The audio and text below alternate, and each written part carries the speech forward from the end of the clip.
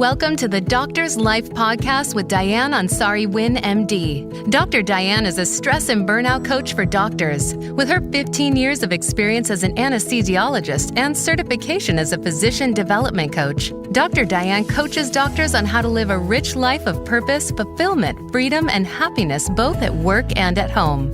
In this podcast, Dr. Dianne brings together doctors and researchers that are experts in health, wellness, stress, and burnout, as well as doctors that have been successful in clinical practice, academics, non-clinical careers, and business to share their expertise and life experience so that you can live your own life purpose, fulfillment, freedom, and happiness. To get free access to a PDF and video of easy and proven strategies that melt stress away and keep it away, simply register at www.dianneansari-win.com. That's www.dianneansari-winn.com. Now here is your host, Dr. Dianne Ansari Wynn. Hi, it's Dr. Dianne here, and I have a quick request before we jump into the show. If you like this podcast, it would mean so much if you took just a moment to hop over to iTunes, write a review, and rate the show. That is how other people will find the show and get the same great value from it that I hope that you're getting. It just takes a few moments to click a star rating and write a quick note. Now, on to the show. Hey everybody, thanks for coming to the Doctor's Life podcast. We have yet another amazing episode. Today we're going to talk about podcasting with Dr. Nii Darko. He's a board-certified general surgeon who's pushing past the limits of the status quo. He hosts Docs Outside the Box, which is an Apple Podcast Top 100 in careers, where he highlights stories of doctors doing extraordinary things outside of medicine to inspire other doctors to think outside the box. Dr. Nii Darko holds a Doctor of Osteopathic Medicine from Kansas City University of Medicine and Biosciences and an MBA in Healthcare Leadership from Rockhurst University. He completed his general surgery residency at Morehouse School of Medicine, and then he went on to complete a trauma surgical critical care fellowship at University of Miami. So he is particularly dear to my heart, given that I practiced anesthesia for 15 years before leaving clinical medicine 6 years ago. Back in the day, we would have been across the ether screen working together. Last but not least, as I said, we're going to talk about podcasting, and he is the author of an Amazon best-selling book entitled 321 Podcast, obviously available on Amazon. Thank you, Dr. Darko. So great to have you on the podcast today. Thank you. Thank you very much, Dr. Dianne, for having me on the show. I'm really excited to be here. I think it's really awesome what you're doing. So I'm really looking forward to this. Yeah, me too. It's great to talk to another physician podcaster. I should mention too that you've formed a group on Facebook, Physician Podcast. What is it called again? Well, I didn't form it technically, but we're part of, me and you, we're part of this group called Physician Podcasting Network. Basically all, different types of, I think people who podcast, they have their own types of networks. I think pharmacy even has a pharmacist podcasting network. So just a couple of physicians who podcast thought it'd be good to just get together and let's just, form a Facebook group where we can talk and network and talk about, just some of the things that we can share and get better on from a podcasting standpoint. And since then, it's been growing. Obviously, you're in it now, so some of the tips that we share within it. So it's something that we're really happy about, and we just hope that it'll continue to grow. Yeah, that's fantastic. And we'll also talk a lot more about Docs Outside the Box as we go through our conversation today. But let's start with a little bit more about you. Everybody who listens to the podcast knows that I have everyone share, all my guests, they share their stories, how they got into medicine, with the idea that we can educate and inspire each other and other people that are interested maybe in getting into medicine. So I'll let you take over the mic. Sure. So I got involved with medicine through TV. I grew up in New York City, in Queens, New York. And for me, there was nobody in my family who was in the medicine field. My mother was a nursing assistant at the time, but that's pretty much it. So for me, I got the inspiration from the concept of Heathcliff Huxtable, obviously from the Cosby Show. Now, it may have a certain connotation nowadays, right? We can't really control that, but the concept of Heathcliff Huxtable was something that resonated for me for multiple reasons. One, being in New York. Two, African-American. Three, just having, an awesome family, a wife, awesome kids, and living in Brooklyn. So for me, that was just something that I just really latched onto. And growing up in New York City and growing up in the projects, for me, that was the next step, an upward bound type of story that I really latched onto. From there, I just kind of felt as though medicine was for me. And then, just during times in high school, I got a chance to shadow a trauma surgeon. And long story short, I just knew that it was for me, obviously through college and having some issues, some potholes that I think we all can relate to, sometimes having to reapply multiple times. I went through that process and I had to reapply multiple times to get into medical school. I finally got in, and the rest is history. And we're here talking right now. Yeah. Oh man, that is fantastic. Yeah. You see, I did that in less than 3 minutes. I think I described my story of medicine. Right. Well, it's amazing how we can compact all of our rich history into 3 minutes, but it's 3 really compelling minutes. It's so great that you've been able to share your story, make it into medicine, and live your dream.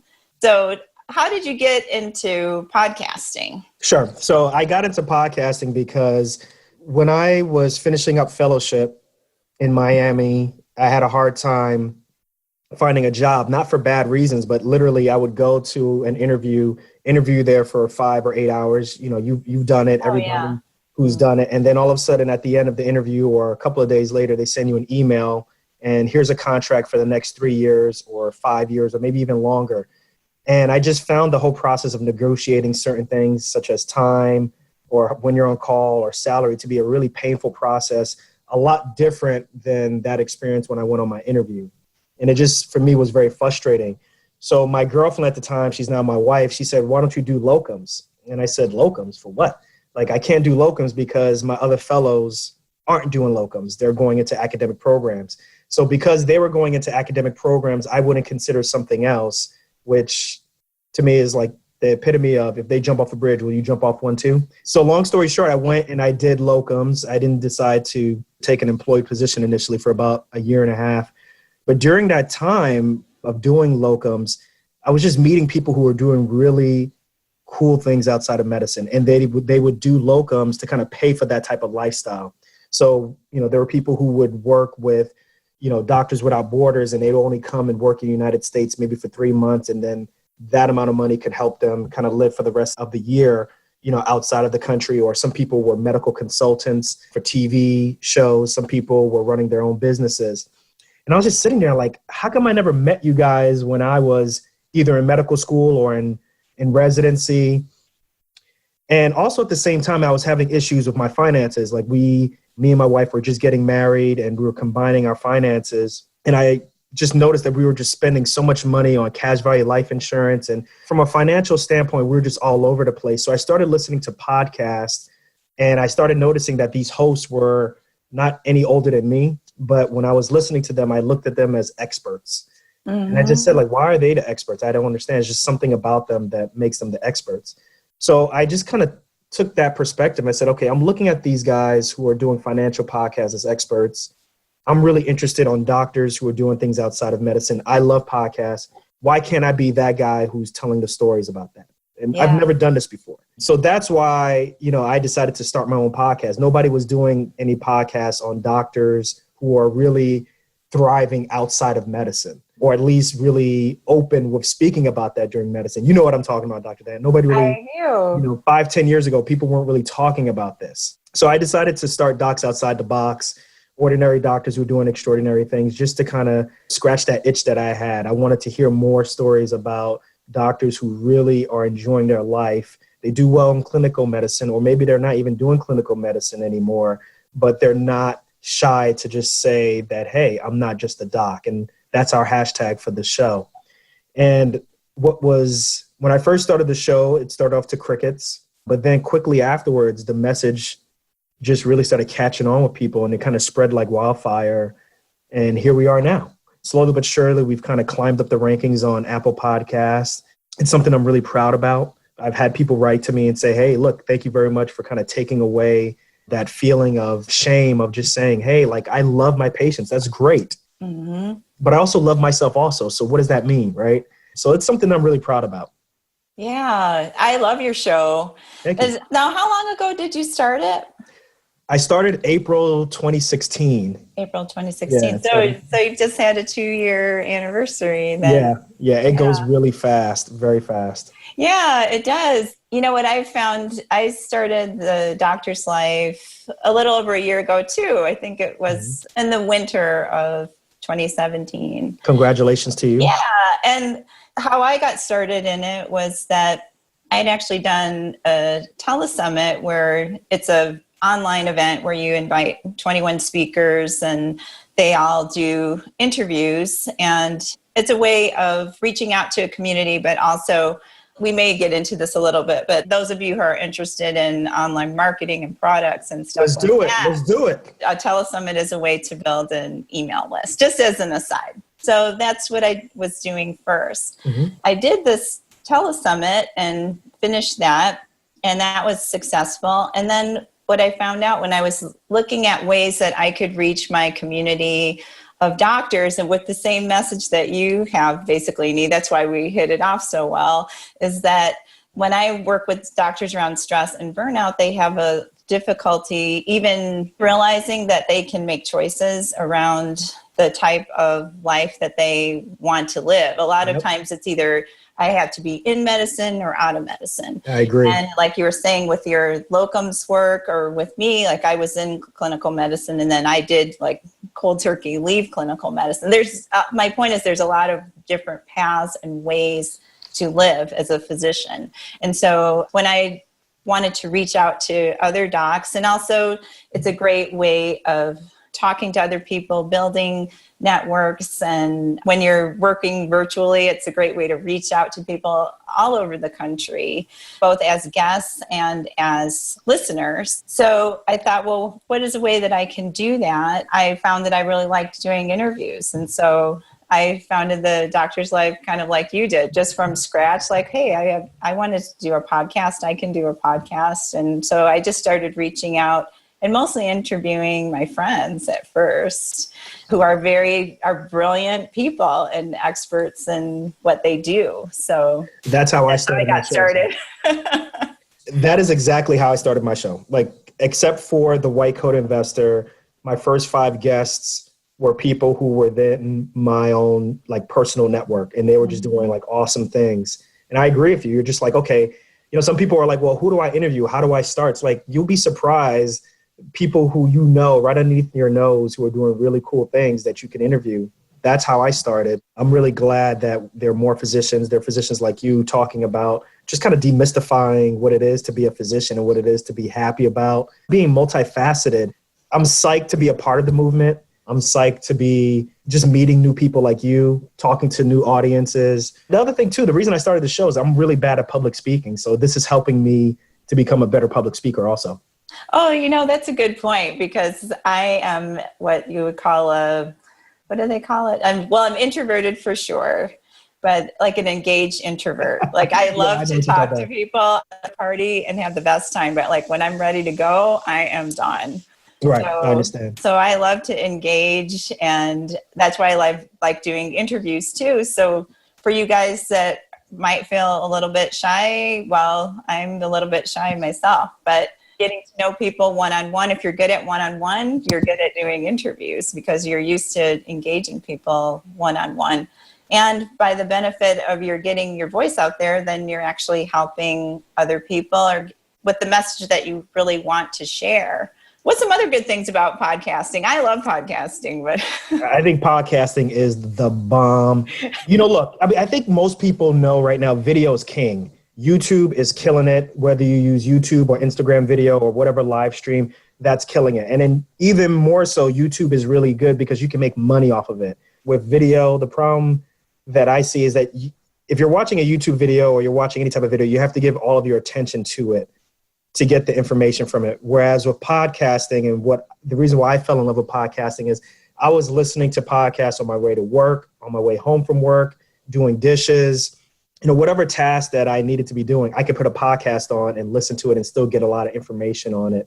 And I think that's really the reason why podcasts have really taken off is, you don't really need all of the audience's attention. Just the way how things are nowadays, our cell phones are, we have more access to information through our cell phones. People can reach us 24/7. We have to be able to be multidimensional and also be able to do multiple things at the same time. Right. Having something where you can listen to and learn something from and then do other things at the same time, that goes without saying. So I think that's the big reason why podcasting has really taken off over the past, I'd say 7 or 10 years. Oh, yeah. Yeah, it's really accessible and it's right in your ear wherever you want to go. You can stop it, start it. Oh, yeah. The same thing. I really started listening to podcasts too for information. I know there's a statistic in your book. I can't quite recall. It's how many millions of people are listening to podcasts. Okay, that's old news now. I just realized it's old news because the statistical company that's taken the statistics, it's improved in 2017. So basically about 40 million people were listening to podcasts literally in 2015. That number has increased now to 2016. 75 million people are listening. Wow. These are unique people who are listening to shows. And people are turning off organized radio, organized TV. I think part of it too is we have a little bit of a voyeuristic type of culture now, where people looking at reality TV and people looking at YouTube and watching vlogs. And the same thing with podcasts. People are just it's like a window into your life. So for example, with my show, even though I'm interviewing doctors who are doing things outside of medicine, I keep it real on my show. There are times when I talk about some of the potholes that I've experienced starting the podcast or potholes that I've made financially. And I think people want to kind of be able to relate to that person, relate to the host. And it builds credibility, so to speak. Mm-hmm. And they feel like they're growing with you. And you become an expert just by showing your mistakes with them and showing how you've been able to overcome that. It's a really interesting perspective, more so than what we're used to with medicine, where you have to be perfect all the time, right? Yes. Yeah, you can really be yourself and you can show different parts of your personality. Another thing that I really like too is that over time you're building a community, just like you said, with Docs Outside the Box. You're actually building a community around that. And there's a lot of niche communities around podcasts. But then, for example, like you've got your community around Docs Outside the Box, and I have my community kind of physician wellness and community around the doctor's life. But then we can come together and show how it's a broader scope of how we can really live how we'd like to live. So those groups come together. And, we meet other podcasters too that, we've got Neil Desai, who's doing what's it called? The Happy Doc Summer Camp. Yeah, the Happy Doc podcast. Yeah. It's really cool because I think what we're seeing now is whether you look at, or whether you want to categorize it within podcast or you want to look at it as social media in general with Instagram and Facebook, I think what we're seeing in general are docs wanting to dictate their own story. Mm-hmm. Doctors just want to tell their own story in some form or fashion. I think we've always been kind of thought of as, we are doing this great profession. It's noble, and we're going to have a comfortable salary. But basically, the public didn't really want to hear from us. And now we're kind of taking that story back and saying, look, like I want to tell my story. And, I think obviously we're 5 years behind what everybody else is doing. That's okay. But this is our time now, right? This is our time now. And, other doctors are doing podcasts. Doctors are killing it on Instagram, YouTube videos now. I really like the direction in which we're going. And I really hope that we all kind of, in some form or fashion, we can kind of all join forces and just create this kind of large community where we're just saying, like, we excel at taking care of people. We are masters of the human body. But also at the same time, like, we're mothers, we're sons, we're husbands, we're podcasters. And not be ashamed to say that, and I think we're getting really close to that point. I think we're at a tipping point. So I agree. It's really an exciting time to be a doctor, actually, which in some ways it runs counter to a lot of things that I hear, especially because I'm a coach that works with docs around stress and burnout. So I talk to a lot of doctors that are burned out. But one of the things that I convey, and just like what you're saying, is that the culture of medicine has to change for us to thrive in it. And we as individuals need to empower ourselves to thrive within our jobs. We can't let the structure or the organizations dictate how we practice medicine and how we live our lives. And I think there has been, see, that's podcasting, y'all. Little dog barking in the background. That's how it is. It's real life. We keep it 100 on this show. That's right. So the deal is that when you say that I can't practice the way that I want to, or I can't be the doctor that I want to be because of X, Y, and Z, that's really coming from a victim mentality. And doctors are not victims. Actually, doctors are more of those wanting to be independent. We like to be free. We like to think our own thoughts. And I find it to be an interesting paradox that along this lines that we kind of think differently about it. So what I like to do too is to encourage everybody to change the culture of medicine so that we are viewed as what we are, which is human beings who have, like you said, multi-dimensions, and we have everything that we like to do outside of medicine, and we like to practice medicine as well. And there's no reason why those things can't go together, just as you've been pointing out through your podcast, Docs Outside the Box. Yeah, absolutely. I agree with you on that. And if I could just say a quick story. So for me, I was the type of person who followed the rules all the time. I never stopped to smell the roses. I was the person who, I would follow instructions. I did as I was told. I went to, 4 years of college, obviously 4 years of medical school, residency. And my life was I was always thinking about it 4 years ahead, not really enjoying, for example, the process of medical school and what it's like to just study and be a student and enjoy that process. In medical school, kind of thinking about residency when I should just really be focused on medical school. So for me, what happened is once I got to fellowship and I graduated and started working, I just hit a point in my life where I just said, like, when is this going to stop? When am I going to just really just stop and smell the roses and enjoy life? Because even at that point, I was thinking, okay, where's my life going to be in 5 years, 10 years? Am I just going to work here for 10 years and then kind of move on? That actually caused me to have almost like a little mini crisis, the lowest point in my life, actually, where, I got sign out during locums, and I got sign out and I literally could not get off of, out of the locker room because I was just so depressed. Like I was in Wisconsin, my family, my wife, they were all in New York and New Jersey, and they might as well have been halfway across the world. I was just so used to just working and not really spending time going to funerals or missing funerals, going to weddings and all those different things. Yes. And it was at that point when I just said, I have to do something different with my life. And I'm really glad that I decided to start podcasting because, all the things that you would really look at someone who's really good at podcasting or someone who you think is a podcaster, I was the antithesis of that. I wasn't a very good public speaker. I'm a physician, and how many times do physicians interrupt, their patients? So in terms of being an interviewer, I didn't think I was going to be a great interviewer. And then with podcasting, it just seemed crowded at that point. So my story and my lesson to the listeners are like, find what you're really passionate about, find something that you love, and don't be afraid to make mistakes. Because if you listen to my first 10 episodes or 20 episodes, it's cringeworthy, but I just stuck with it. Right. And I think we all have our cringeworthy episodes for sure. No offense to my guests, but it was me. It's all me. Right. I say the same thing, right? You just stick with it and just do it and don't give up. I sometimes still talk to doctors now, and I feel like this, and you probably understand, like there's doctors who I feel almost like there's this quote unquote, like they're institutionalized. And then there's doctors who are almost free. Obviously there's a lot less doctors who are open-minded and really embrace the fact that I do a podcast on the side. But, I just wish we can just get to those doctors who are still within the system and understand like, hey, like you really need to open your eyes and see what is going on outside of the hospital. Yeah. There's a lot out there, y'all. Yeah.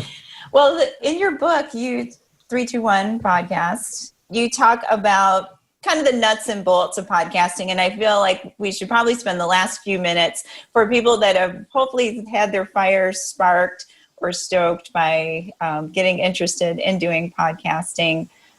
Just some basics. I'll quick share what I do in terms of the recording, hosting, editing, and then maybe you can share what you do. Yeah. So right now we're on Zoom.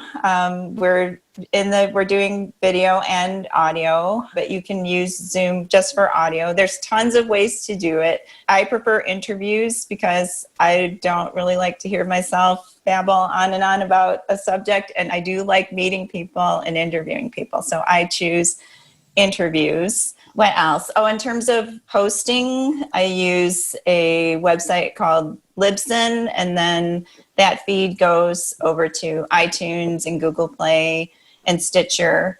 And on Libsyn, you can have your own website. Like mine is www.thedoctorslife.com. So if you click from social media, that's where you'll usually land. Oh, and then last but not least, editing. For many, many, many episodes, I did my own editing. As you can tell, I do say I use a lot of filler words, and those, I take out quite a few of those. I don't edit for content that much because I like to have it be a conversation, and I don't like to edit what my guests say. Some people have different thoughts about that, but as long as it's not intrusive, I don't edit it. So I did that for a long time, but I have to say, I just started hiring out my editing, and I don't know if I will go back. It makes it so much smoother and more professional. But for someone that's just starting, what I did was I put the recording on Audacity, which is a free program. You can edit. It's somewhat intuitive. My editing was probably pretty rough because I intuited as much as I could with it. So those first, if you guys listen to my first 25 episodes, that's all me, all the editing and everything I did myself. So that's kind of my nuts and bolts of it. How about you? Pretty similar, actually. So I do mine through Skype, as well as I use a program called Pamela. And what Pamela does is it records the Skype conversation. So Skype does not have a native recording ability. I'm actually not very happy with that. So this is the first time I'm recording a podcast through Zoom. So just to let you know, you can learn everything or learn things from your experiences. So I'm actually considering switching to Zoom now. The other reason why I like this experience is I can see you. Right. And it seems like more of a natural conversation. Yes. Which I think works really great, right? So I can see your mannerisms, you can see my mannerisms, and then we can have more of a natural coffee shop type of conversation. But right now I'm using Skype and I'm using Pamela. I am considering going to Zoom. In terms of hosting, I use Libsyn, which is, I think, offers the best consistency and pricing. Mm-hmm. And then I upload to Apple Podcasts, Google Play, Spotify, all those different things, which Libsyn can do for you, which is thebomb.com. Right? Anything that can do it all for you, I really like. And then what I forgot, what was after hosting? I mentioned editing too. Editing. So actually, I still do a majority of the editing myself. So I right around episode 35, right when the show started to really take off, I started to hire an editing company, and they do an okay job. But there are things that, I just, I take out the ums and the ahs, not too much of it because I don't want to sound like a robot. Right. But I still do just a little bit of editing, and then I hand it to an editor. And the thing that for me I found to be more tedious was the conversions from a WAV file to an MP3 file, and then putting in all the metadata so that when you listen to on your cell phone or listen to it on your radio, you can see all the information that shows up. Those things I found to be tedious, and then kind of uploading it to my website. So I've passed that on now to someone who does that. Would I ever go back? I'm kind of in that transition where I do, for example, my solo episodes, I do them completely myself. Mm-hmm. So anybody who listens to the show, I do 3 episodes that are actual real interviews a month. And then depending on how I feel, maybe 2 or 3 solo episodes. Those I do completely by myself since they're very short and quick to do. From there, what's the last one? I forget. I got bad short-term memory. I think we covered it. If we didn't, then you heard from one of us with just the different perspectives. I think the bottom line is that we're trying to give you guys an idea of what it's like so that you're not daunted by it. That's the bottom line. If you're interested in podcasting, just take it from us. We're largely self-taught. We learn as we go. We start off doing one method. If you can switch to another method. I mean, the beautiful thing about it is that being on Docs Outside the Box Facebook group or the Physician Podcasting Network Facebook group, there's ways to share and learn. Being in a community is a faster way to learn. So I really encourage you to find one of us or find your favorite podcaster, and you can reach out to them. We're just doing this mostly for the love of it. So, yeah, absolutely. Absolutely. I agree. We're happy to help.